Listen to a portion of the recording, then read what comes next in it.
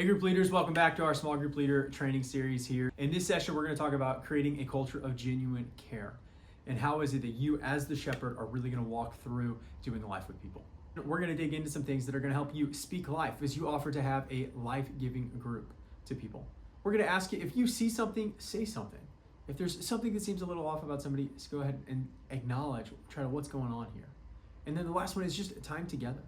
And sometimes that means it's outside of group time for that. The first one is just showing up is going to have a huge impact for people. Beyond that, it's not always what you say, and sometimes it's just better to shut up and listen. The last one is it's great to be able to serve them, whether you're brewing them a pot of coffee, organizing a meal train, or something. And then the last one is just continue to point them to Jesus. Some guiding principles of what this could look like for you is just showing up in their life. Another one is we don't always have to say a lot, and sometimes we actually just need to shut up and just be there for them. One of the things that can help you with that is just acknowledging on the front end, not only the agenda that you have set for the group, but also to say, hey, it sounds like what you're walking through right now really could take some time to unpack. And we want to give that to you, but this isn't the time for that. And so let's look to schedule another time where we can talk about this more, maybe after group, or you can present them with a couple of options of times that you have available as a group leader to do some of that, or you can help pass that to one of your assistant leaders who also is trained in something like that, or maybe they have more time or a deeper relationship to where they're going to be able to help give them the best care that they can. And so some of the first principles that I said was that we just need to show up, and sometimes we need to shut up. And that a lot of times people don't remember what it is that people say to them in their difficult seasons. However, they do remember who was there for them.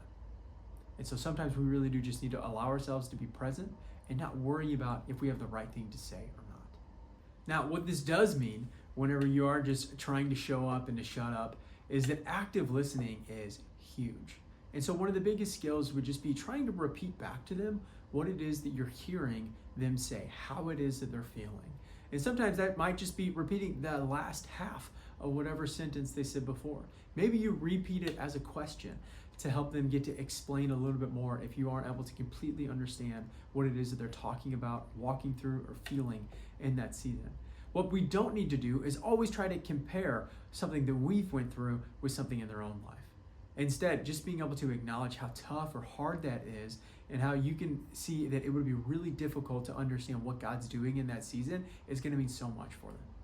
And then the last thing as we get ready to dig into our session a little bit more for you to work through some activities here is to acknowledge that this is a team approach. That your role in their life is to be their group leader.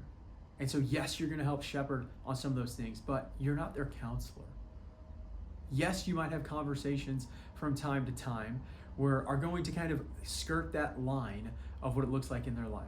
But in some situations, you really do just need to acknowledge, hey, it sounds like you need to go to somebody else with wise counsel, somebody who's either walked through these things or a professional who can help them walk through those even deeper. And so you as a group leader, you have your own limits and you have other people and things that you also need to be caring for with your family, with the rest of your group. And so acknowledging those things on the front end and helping them to get the best care that they can is really what is going to be best for them in the long run.